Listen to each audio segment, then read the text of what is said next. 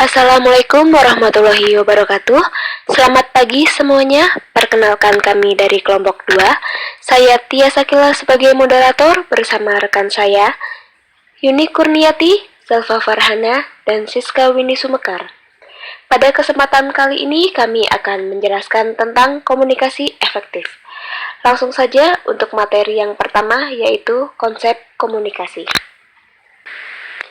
Komunikasi adalah kegiatan pertukaran informasi atau pesan antar pihak yang disebut sebagai pemberi informasi atau komunikator dengan penerima informasi atau komunikan. Kemudian ada komponen komunikasi. Di dalam komponen komunikasi ini terdiri atas komunikator, komunikan, informasi, media, dan umpan balik. Komunikator dan komunikan sudah saya sebutkan di awal. Lalu dalam komunikasi itu sendiri adanya informasi, apa yang hendak komunikator sampaikan kepada komunikan. Kemudian media apa yang digunakan, lalu adanya umpan balik. Jadi antara komunikator dengan komunikan itu ada umpan balik tersendiri. Kemudian ada karakter organisasi. Di dalam karakter organisasi terdapat poin terbuka, dinamis, pengetahuan, tujuan, struktur, dan etika. Terbuka itu sendiri yang bermaksud dalam komunikasi haruslah adanya terbuka kepada siapapun, menerima siapapun, dan seluruh informasinya dapat diketahui oleh seluruh anggota organisasi atau kelompok. Hingga etika. Di dalam organisasi, etika pun sangat penting dan menjadi bagian dari kesopanan.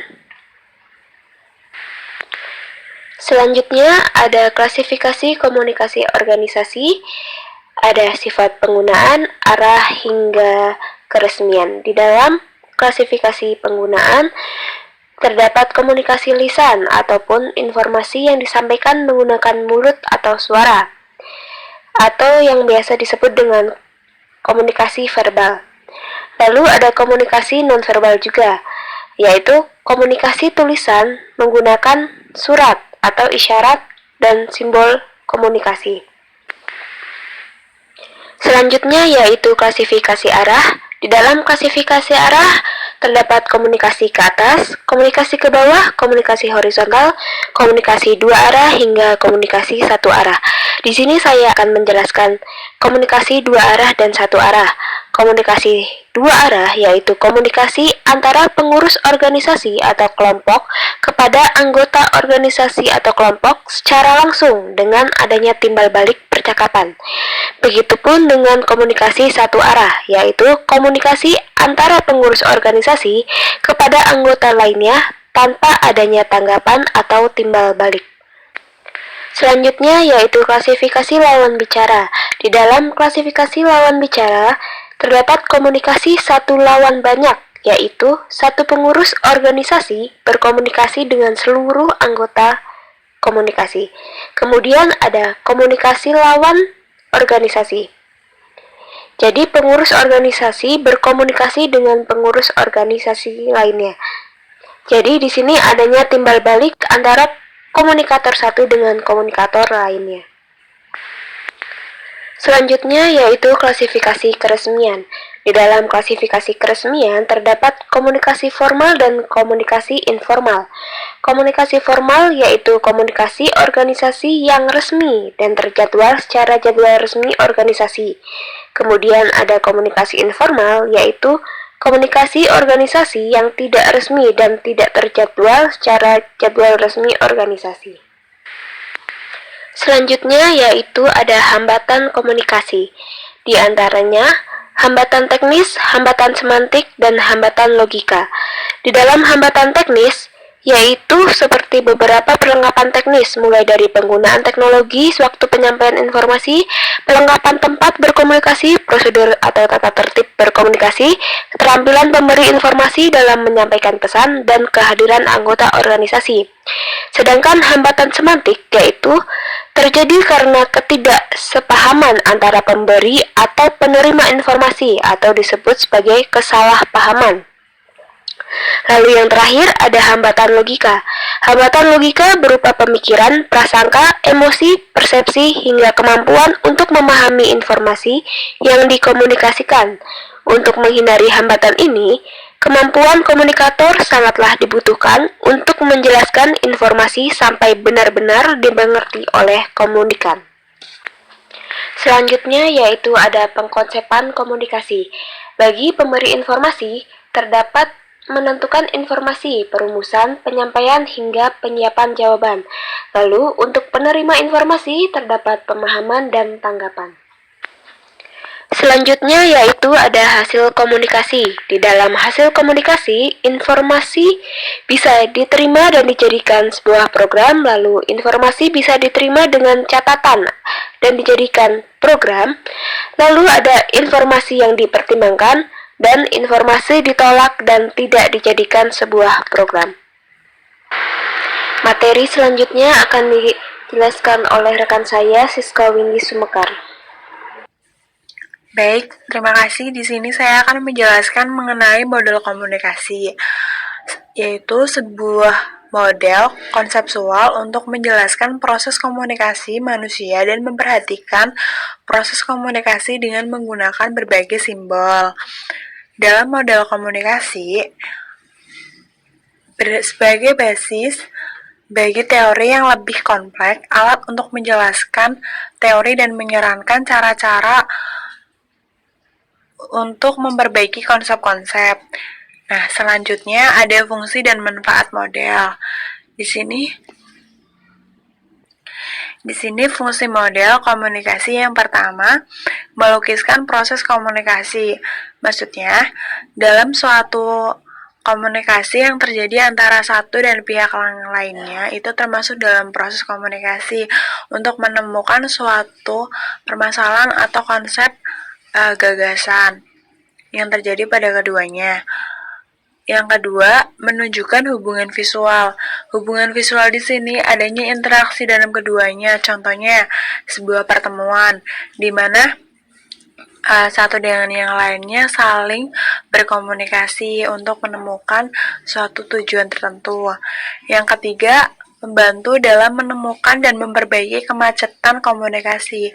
Maksudnya, dalam suatu komunikasi adanya terjadinya miskomunikasi atau tidak kejelasan dalam suatu komunikasi. Nah, disitulah pentingnya fungsi model komunikasi ini untuk membantu dalam menemukan dan memperbaiki kemacetan komunikasi tersebut. Selanjutnya ada model-model komunikasi. Yang pertama itu ada model SR atau stimulus respon. Model komunikasi paling dasar dipengaruhi oleh psikologi yang beraliran behavioristik. Hubungan stimulus respon komunikasi sebagai proses aksi yang sangat sederhana. Contohnya, seorang guru yang sedang menjelaskan materinya kepada seorang siswa. Lalu seorang siswa itu akan merespon dengan menganggukkan kepala. Dengan hal ini tuh memahami apa yang sudah disampaikan oleh gurunya tersebut. Nah, proses ini sebagai pertukaran atau pemindahan informasi atau gagasan yang bersifat timbal balik dan mempunyai banyak efek. Setiap efek dapat mengubah tindakan komunikasi berikutnya.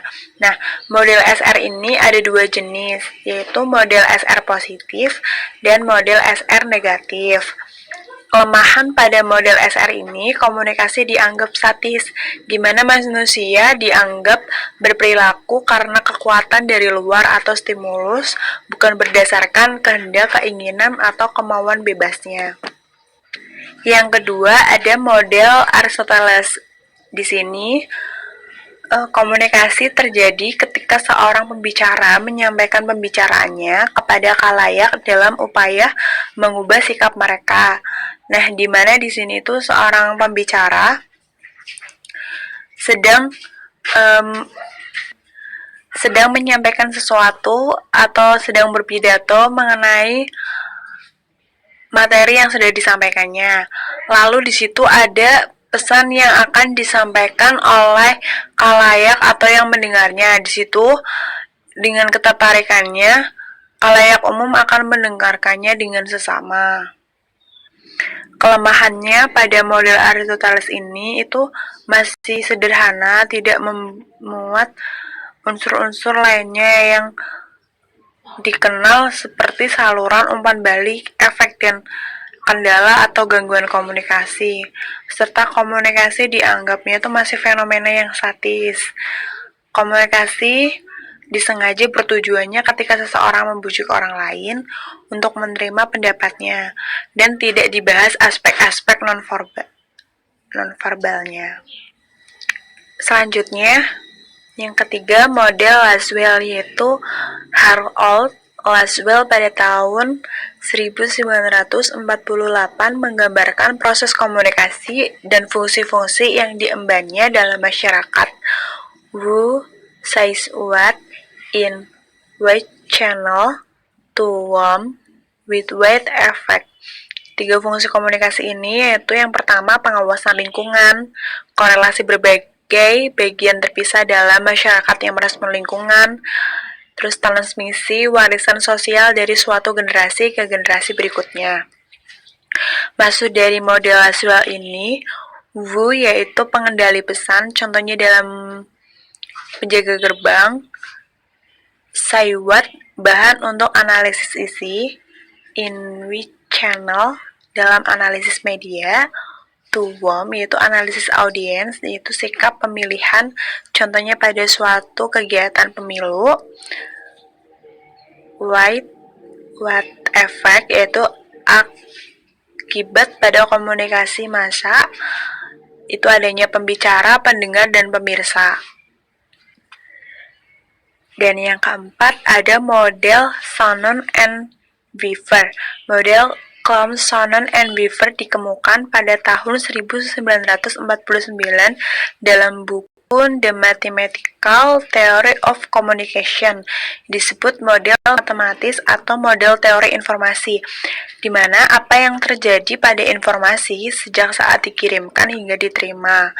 Nah, dalam model ini itu yang pertama ada info source, yaitu sumber informasi, yaitu otak, di mana otak ini itu mentransmisikan sinyal pada transmitter, yaitu mekanisme suara yang dihasilkan sinyal berupa kata-kata yang terucapkan dalam udara melalui saluran. Nah, dalam channel ini akan di receiver atau penerima, mekanisme pendengaran dengan rekonstruksi pesan dari sinyal. Lalu dengan ini menuju ke destination atau sasaran. Otak orang menjadi tujuan pesan tersebut. Dalam hal ini disampaikan oleh orang yang sedang diajak berkomunikasi. Lalu dalam hal channel ini pastinya ada no source yaitu gangguan, yakni rangsangan tambahan dan tidak dikehendaki yang dapat mengganggu kecermatan pesan yang akan disampaikan. Contohnya itu pada panggilan telepon, rumah hingar-bingar, sirine dalam luar rumah. Nah, gangguan selalu ada bersama pesan yang diterima oleh penerima. Ada pula gangguan psikologis yang merasuki pikiran dan perasaan seseorang yang mengganggu menerima pesan yang akurat, contohnya pada seseorang tersebut sedang melamun.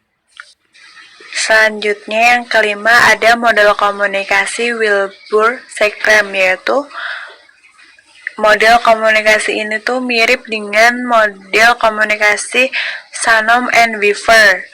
Pengalaman sumber dan sasaran adalah faktor yang sebenarnya dikomunikasikan, karena bagian sinyal itulah yang dianut sama oleh dengan sumber dan sasarannya.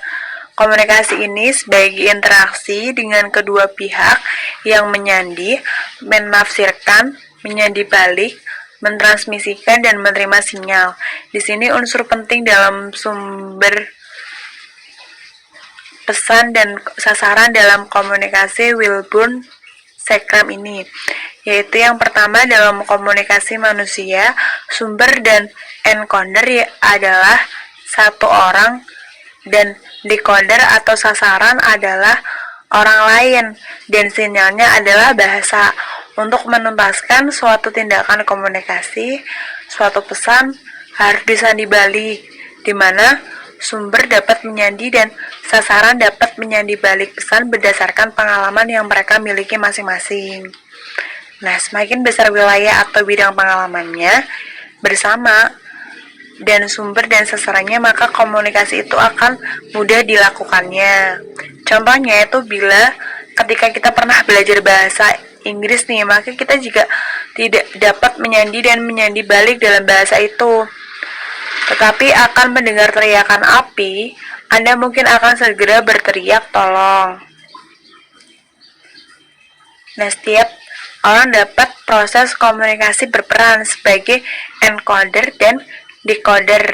Kita dapat menyandi balik tanda-tanda di lingkungan sekitar kita sekaligus menafsirkan tanda-tanda tersebut dapat kita menerima sekaligus menyampaikan pesan yang dimaksud. Dan yang terakhir itu ada model komunikasi Newcomb.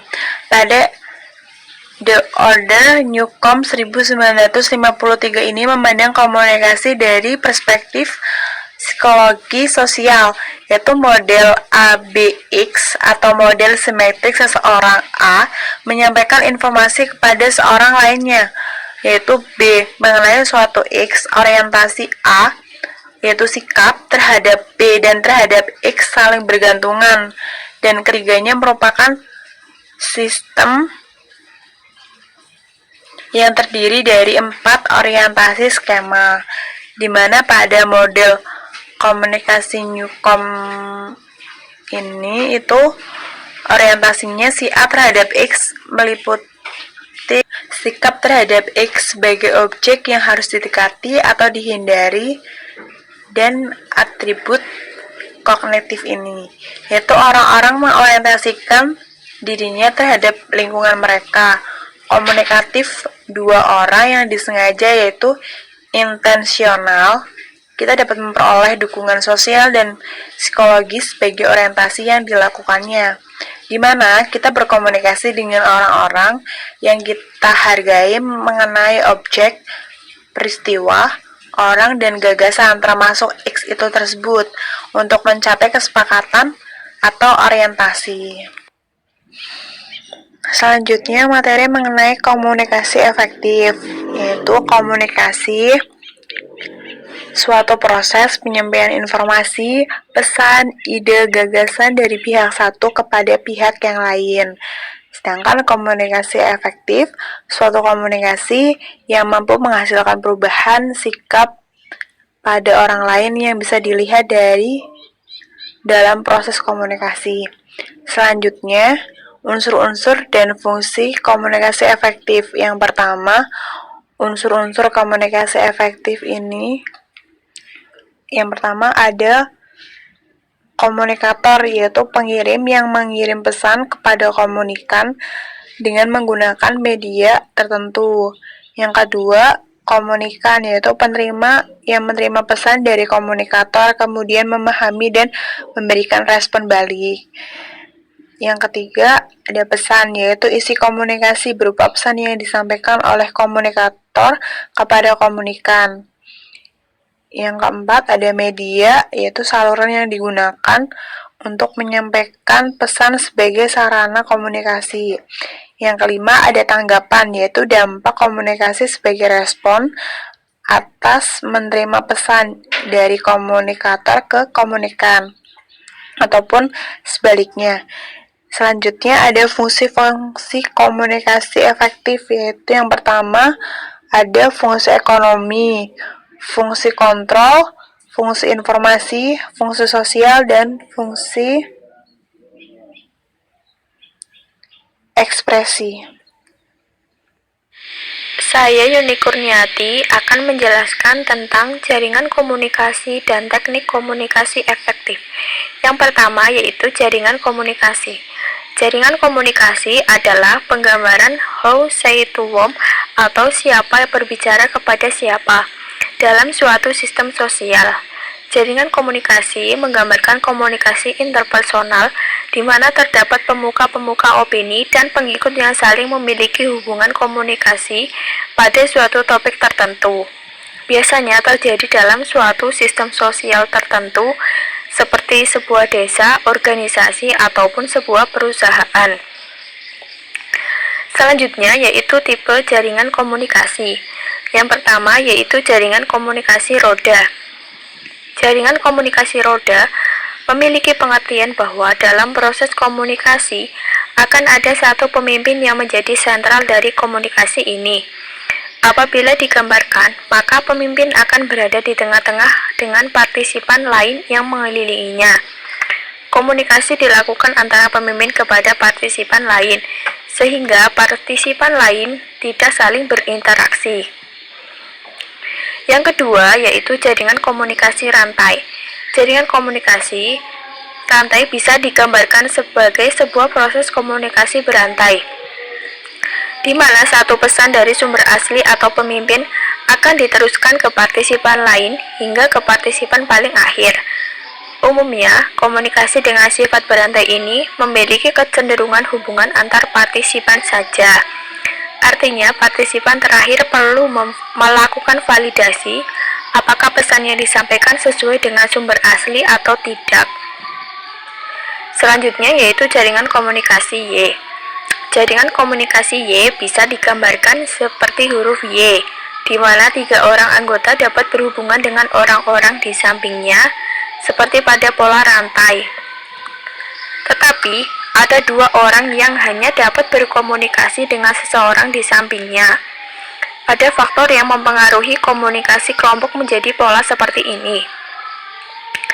Yang keempat yaitu jaringan komunikasi lingkaran. Jaringan komunikasi lingkaran hampir mirip dengan jaringan komunikasi roda. Namun perbedaannya di sini tidak ada pemimpin sebagai sentral dari proses komunikasi.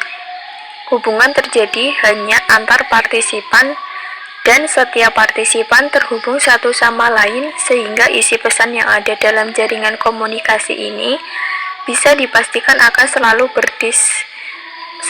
terdistribusi dengan baik dan berputar. Yang kelima yaitu jaringan komunikasi bintang atau jaringan komunikasi yang biasanya dikenal dengan istilah jaringan all channel. Jaringan ini artinya setiap partisipan mendapatkan semua jenis pesan yang sama, di mana setiap partisipan juga saling terlibat aktif dalam interaksi. Manajemen komunikasi ini cenderung tidak teratur, karena masing-masing bisa berinteraksi dengan bebas. Ini menjadi salah satu hambatan dari komunikasi organisasi ini. Yang selanjutnya yaitu teknik komunikasi efektif. Yang pertama, usahakan berbicara dengan antusias. Saat komunikasi sedang berlangsung dengan lawan bicara kita, usahakan kita selalu berbicara dengan antusias agar lawan bicara kita merasakan bahwa kamu peduli dan mendengarkan setiap perkataan mereka. Yang kedua, berikan pertanyaan yang bersifat terbuka kepada lawan bicara kamu, seperti kita menanyakan apakah hobinya, apa makanan kesukaannya, hal-hal yang bersifat pribadi atau bersifat terbuka. Usahakan untuk mengetahui kehidupan dari lawan bicara secara detail. Yang ketiga, gunakan bahasa tubuh. Ketika kamu sedang berbicara, misalnya dengan menggerakkan tangan, mengeluarkan ekspresi wajah, dan lain sebagainya. Sebisa mungkin, cobalah untuk mengetahui perasaan mereka ketika berkomunikasi dengan cara mengamati gerak tubuh dan intonasi suara mereka. Teknik ini akan memberikan kamu kesempatan yang lebih besar untuk menyesuaikan kata-kata, bahasa tubuh, dan nada suara, serta respon yang kamu berikan akan bermakna lebih positif. Yang keempat, sanjung dan pujilah mereka, serta tunjukkan rasa kagum kamu akan kepribadian. Berikan juga alasan kenapa kamu menyukai ketika berkomunikasi dengan lawan bicara kita. Yang kelima, dengarkan semua yang mereka katakan dengan baik dan penuh perhatian, serta usahakan selalu fokus terhadap apa yang dibicarakan dan responlah pertanyaan mereka dengan baik. Hal ini akan menunjukkan bahwa kamu memang mendengarkan apa saja yang mereka sedang bicarakan. Yang keenam, beri tatapan mata dan tersenyumlah kepada mereka. Dalam hal ini, mereka akan menunjukkan bahwa kamu tidak hanya menjadi sebagai pendengar saja, melainkan kamu juga mengerti dan paham apa yang sedang dibicarakan. Agar tidak terjadi ketegangan dalam komunikasi ini, sebaiknya tersenyum agar tercipta suasana yang senang dan gembira. Sekian materi yang dapat saya sampaikan. Terima kasih. Wassalamualaikum warahmatullahi wabarakatuh. Nah, selanjutnya ada media komunikasi rapat. Media komunikasi adalah suatu alat atau sarana yang digunakan untuk menyampaikan pesan dari komunikator kepada khalayak.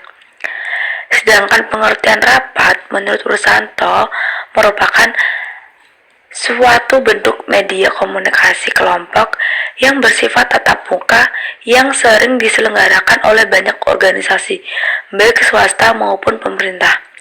Jadi, media komunikasi rapat adalah suatu alat yang digunakan untuk menyampaikan informasi di dalam bentuk pertemuan antara para anggota yang ada di lingkungan organisasi sendiri untuk merundungkan atau menyelesaikan suatu masalah terkait kepentingan bersama.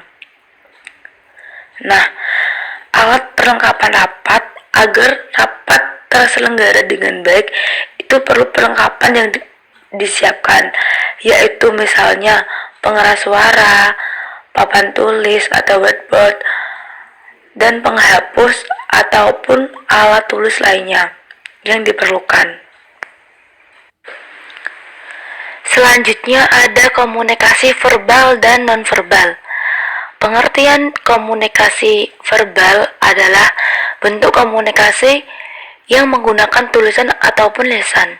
Bentuk komunikasi ini membutuhkan alat berupa bahasa yang outputnya berupa ucapan atau tulisan kata-kata.